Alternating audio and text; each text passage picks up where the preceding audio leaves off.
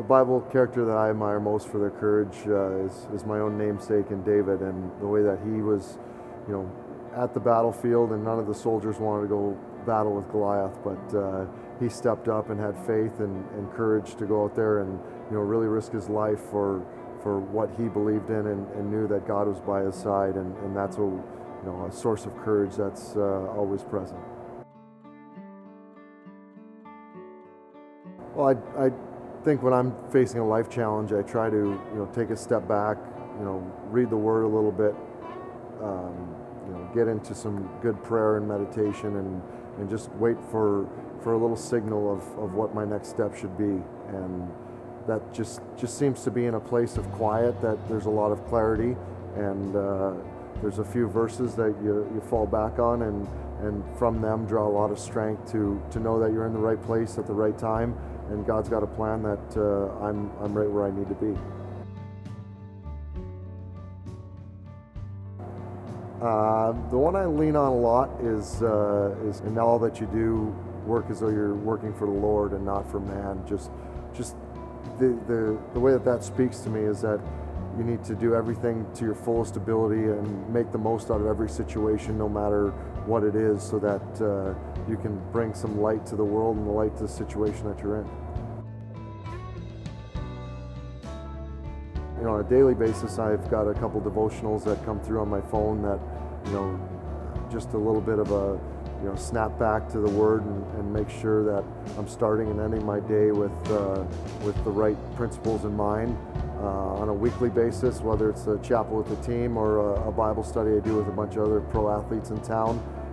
And then I watch church services from the weekends, whether we're on the road or however I can get them digitally, just to stay connected, because I find that when I'm just in church on Sunday and then waiting till the next Sunday, it's such a gap that I start to stray away from that peace and grace that I find when I'm really diving into the Word on a regular basis, and with those types of regular ability to dive in, it just keeps me in a good place more often. My biggest fear, I think, is failure, and in this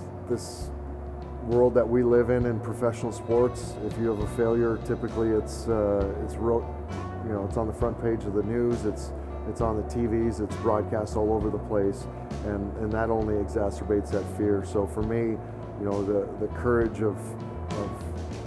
God's got a plan. There have been failures. There's going to be more failures, but to know that